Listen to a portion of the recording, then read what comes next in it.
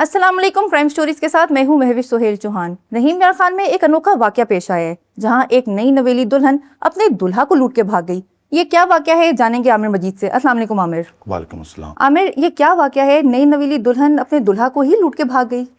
جی بالکل مہوش، یہ دلہن جو ہے نئی نہیں ہے۔ اچھا۔ یہ دلہن کئی بار دلہن بن چکی ہے، اور اس میں ہوتا یہ ہے کہ دلہن ایک ہی رہتی ہے اور دلہے تبدیل ہوتے رہتے ہیں۔ اچھا۔ ہاں، یہ پورا ایک گینگ ہے، اور یہ ہماری جو سرائکی بیلٹ ہے، رحیم یار خان، وہاڑی، میلسی، یہ جو علاقے ہیں یہاں پر یہ ایکٹیو ہے۔ یہ کرتے کیا ہیں کہ سادہ جو لوگ ہیں ان کو ٹریپ کرتے ہیں، اور یہ ان گھرانوں کو ٹارگٹ کرتے ہیں جہاں پر لڑکوں کے رشتے نہیں ہو رہے ہوتے۔ اچھا، مطلب آپ نے سنا ہوگا لڑکیوں کے رشتے بالکل، میں نہیں نے ہو یہ رہے سنا ہے کہ لڑکیوں کے رشتے نہیں ہو رہے ہوتے، لیکن یہ پہلی دفعہ سنی ہوں کہ کسی لڑکے کا رشتہ نہیں ہو رہا ہے کسی وجہ سے، یا لڑکا کماتا نہیں ہے، یا لڑکے والوں کی لڑائی ہوئی ہے اپنے خاندان میں، ان کو کوئی لڑکی نہیں دے رہا، بالکل، تو یہ ان فیملیز کو ٹارگٹ کرتے ہیں۔ میں بھی یہ واقعہ رحیم یار خان کا علاقہ ہے لیاقت پور، وہاں پر پیش آیا ہے، اور تھانہ تبسم شہید ہے۔ 23 سے 24 سالہ لڑکا ہے، اس کا نام محمد نیاز ہے۔ اس کی شادی جو ہے عظمیٰ بی بی نامی ایک لڑکی سے ہوتی ہے، اور اس لڑکی کی بھی عمر مبینہ طور پر 20 سے 22 سال کے درمیان ہے۔ نیاز محمد کی والدہ کی مدعیت میں یہ مقدمہ درج ہے، مقدمہ الزام نمبر 227/26 بجرم میں دفعہ 380 420 380 چوری اور 420 دھوکہ دہی فراڈ کا جو کیس ہے اس سے متعلق ہوتی ہے۔ جو مدعی مقدمہ ہیں وہ یہ بتا رہی ہیں کہ ان کے بیٹے محمد نیاز کی شادی کا معاملہ ہوتا ہے، اور ان کا ایک تعلق دار ہوتا ہے جس کا نام وحید ہے۔ وہ ان سے کہتی ہیں کہ میں نے اپنے بیٹے کی شادی کرنی ہے، تو انہوں نے کہا کہ میں آپ کی بیٹے کی شادی کروا دیتا ہوں۔ اچھا، جس طرح میں نے آپ کو کہا کہ دلہن جو ہے وہ سیم ہے اور دلہے کئی ہو چکے ہیں، تو یہ جو گینگ ہے یہ ایک اسی طرح کی واردات کر کے وہاڑی میں واردات کر کے وہاں سے نقل مکانی کر اس وقت لیاقت پور آیا ہوتا ہے۔ تو یہ میرج بیورو والوں سے رابطے میں ہوتے ہیں، کسی میرج بیورو کو بتاتے ہیں کہ یہ اس طرح لڑکی ہے اور اس کے لیے رشتہ درکار ہے، تو وحید جو ہے میرج بیورو سے رابطہ کرتا ہے، تو میرج بیورو والے اس لڑکی کا رشتہ دکھا دیتے ہیں۔ پھر وہی ہوتا ہے کہ لڑکے والے لڑکی والے کے گھر جاتے ہیں، اور جب محمد نیاز کی والدہ محمد نیاز کو لے کر لڑکی والوں کے گھر جاتی ہے تو وہ یہ بتاتے ہیں کہ یہ لڑکی ہے، اس کا نام عظمیٰ بی بی ہے، اور یہ ہماری بھانجی ہے۔ اچھا، ہماری بیٹی نہیں ہے، ہماری بھانجی ہے۔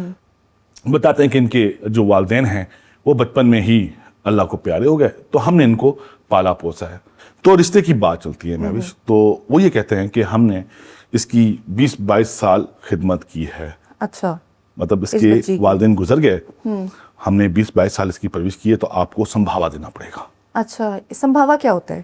سمبھاوا ایک قسم کی رقم ہوتی ہے، اور وہ رقم جو ہے لڑکی والے لڑکے والوں سے لیتے ہیں۔ ہمارے آپ نے دیکھا ہوگا مختلف قبائل میں یہ رواج تھا کہ لڑکی کو بیچا جاتا ہے، ٹھیک ہے؟ یہ بیسکلی لڑکی کی جو پرورش ہے اس کی قیمت وصول کی جاتی ہے، اور یہ ہماری سرائکی بیلٹ میں اس کو سمبھاوا کہتے ہیں، تو وہ سمبھاوا لیتے ہیں۔ اچھا، کوئی اپنی بیٹی کا تو سمبھاوا لے گا نہیں، بالکل۔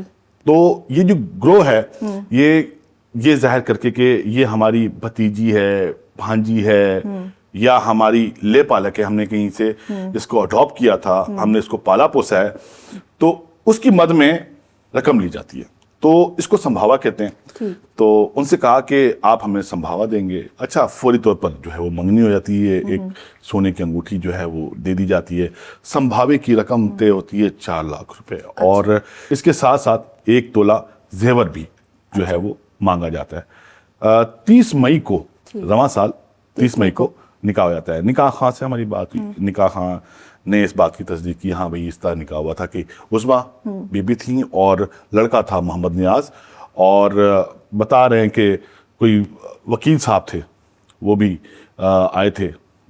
مطلب اب آپ اس سے اندازہ لگائیں کہ گینگ کے اندر کتنے لوگ ملوث ہیں۔ اچھا، نکاح ہو جاتا ہے، نکاح کے بعد رخصتی ہو جاتی ہے۔ عظمیٰ اپنے سسرال حیدر کالونی میں واقع سسرال لیاقت پور حیدر کالونی میں واقع سسرال میں آ جاتی ہے۔ 2-3 دن گزر جاتے ہیں، अच्छा ये ग्रोह इतना शातिर ग्रोह है कि इसको पता है कि भरे शादी के घर से तो भागना मुमकिन नहीं है सारा सामान समेट कर। बिल्कुल। ये लोग इंतजार करते हैं 2 से 3 दिन।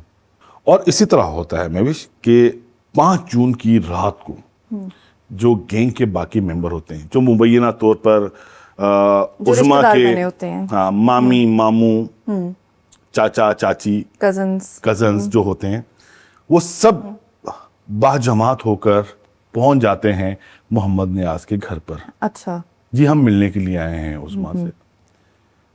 रात को खाना वाना खाया जाता है, सुबह होती है तो मोहम्मद नियाज तो सोया होता है, बाकी घर में मौजूद जितने लोग हैं वो भी सोए होते हैं। मोहम्मद नियाज की वालदा की आंख खुल जाती है। जैसी आंख खुलती है वो देखती है कि रिश्तेदार कहाँ हैं, मेहमान गायब हैं। उसके बाद वो मोहम्मद नियाज के कमरे में जाती है तो देखती है कि पूरा कमरा बिखरा हुआ है और मोहम्मद नियाज जो है वो सोया हुआ है।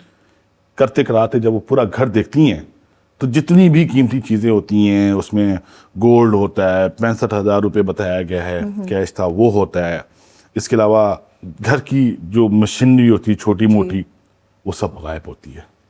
अच्छा। जो साइला हैं वो थाना तबस्सुम शहीद पहुंच जाती हैं और वहाँ पर जाकर मुकदमा इल्ज़ाम नंबर जैसे मैंने आपको बताया 227/26 जो है वो दर्ज करवाती हैं। तो उनको वहाँ पर इंकशाफ होता है कि वो पहली खातून नहीं है। इससे पहले भी बहुत से केसेस जो हैं वो रिपोर्ट में हैं। इसके बाद फिर जब ये टीपीओ रहीम यार खान के पास ये दरख्वास्त जाती है तो वहाँ पर जाकर इंकशाफ होता है कि यही कोई रवां साल के पहले 4-5 माह में इस तरह के कोई 20 से ज़ायद वाक़यात पेश आए हैं और इन वाक़यात में ग्रुप के हाँ इसी सेम ग्रुप के, और ये वाक़यात जो हैं रहीम यार खान, विहाड़ी और मेलसी का जो इलाका है वहाँ पर पेश आए हैं। और इन तमाम वाक़यात में दुल्हन एक है, दुल्हे 20 हैं और तरीका वारदात भी सेम है।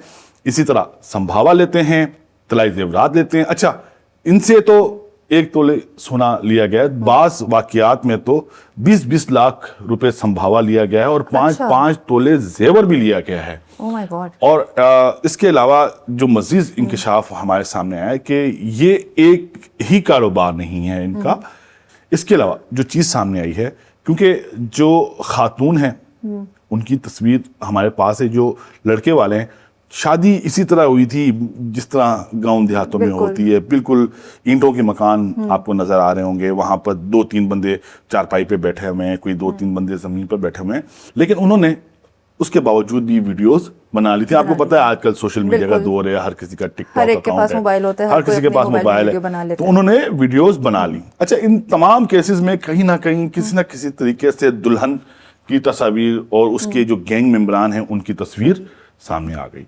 तो पता ये चला ना सिर्फ शादी बल्कि सोशल मीडिया पर जो सादा लोग इंसान होते हैं, जो लोग होते हैं जिनके पास पैसे होते हैं, उनको जो है वो ट्रैप किया जाता है, मिलने के लिए बुलाया जाता है, फिर वही रेप का केस जो है वो दर्ज करवाया जाता है, फिर उसके बाद उनसे मोटी रकम ली जाती है और उसके बाद वो केस वापस ले लिया जाता है। और ये गैंग काम कर रहा है। मैं आपको बता रहा हूँ कि ये इब्तदाई 5-6 माह रवां साल के और इतने केसेस हो गए हैं, लेकिन इसके बावजूद भी 6 माह तो गुजर चुके हैं, इस गैंग का एक भी कारिंदा पुलिस गिरफ्तार नहीं कर पाई। अच्छा आमिर, शुरू में आपने एक मैरिज ब्यूरो का जिक्र किया गया था, तो क्या उस मैरिज ब्यूरो के किसी ओनर से या किसी रिप्रेजेंटेटिव से उनकी बात हुई? जी बिल्कुल। मैरिज ब्यूरोज का तो हाल आपको पता ही है। लाहौर में जो मैरिज ब्यूरोज काम कर रहे हैं ये तो आप बाखूबी जानती हैं, लेकिन जो हमारे देही इलाके हैं वहाँ पर काम करने वाले जो मैरिज ब्यूरोज हैं उनका हाल क्या होगा इसका अंदाजा आप लगा सकते हैं। उनसे रब्ता किया गया, उनसे पूछा गया, उन्होंने कहा कि हमारे पास तो आए थे, हमें ये कहा था कि हमारी भांजी है, हमने इसका रिश्ता करना है। और मैरिज ब्यूरोज वाले जो हैं उनको सिर्फ पैसों से मतलब होता है, वो इतनी जो है वो तहकीकात नहीं करते, जांच पड़ताल नहीं करते कि जिसका रिश्ता लड़की है या लड़का है वो कैसे हैं, उनका चाल चलन कैसा है, उनका कोई क्रिमिनल रिकॉर्ड है या नहीं है, वो इसकी जांच पड़ताल नहीं करते। वो सिर्फ ये कहते हैं कि आप हमें फीस कितनी देंगे, तो वो अपनी फीस लेते हैं। अच्छा आमिर, मोहम्मद नियाज से पहले जितनी शादियां इस लड़की की हुई थी, क्या उनके घर वालों ने भी पुलिस से कोई राब्ता किया था? उन्होंने कोई शिकायत दर्ज करवाई थी? महविश, बहुत अच्छा सवाल आपने किया। ये जो केसेस मैं आपको बता रहा हूँ ना, 20 वाकयात, ये 20 वाकयात वो हैं जो पुलिस को रिपोर्ट हुए हैं। कई लोग तो ऐसे हैं जो शर्मिंदगी के बायस थाने जाते भी नहीं हैं, अच्छा, उनको इस चीज का बाखूबी इल्म है। ये तो वो लोग हैं जो हिम्मत दिखाते हैं, बिल्कुल, थाने चले जाते हैं। लेकिन बहुत सारे लोग ऐसे हैं, वो ये कहते हैं कि थाने जाएंगे, फिर कचहरी जाएंगे, वकीलों को पैसे देने पड़ेंगे, अहले इलाका मजाक उड़ाएंगे, वो पता ही नहीं चलने देते कि उनके साथ हुआ क्या हुआ है। क्या है, शर्मिंदगी के मारे। शर्मिंदगी के बायस वो बताते ही नहीं है। ये तो सिर्फ वो केसेस हैं जो पुलिस को रिपोर्ट हुए हैं। इतनी बड़ी तादाद है इन केसेस की कि इसका अंदाजा आप भी नहीं लगा सकती, मैं भी नहीं लगा सकता। बिल्कुल आमिर, हम उम्मीद करते हैं कि पुलिस इस गैंग को जल्द से जल्द गिरफ्तार करेगी ताकि मजीद किसी लड़के की ज़िंदगी जो है वो ना बर्बाद हो। मुझे यहाँ पे दीजिए इजाज़त। अल्लाह हाफिज़।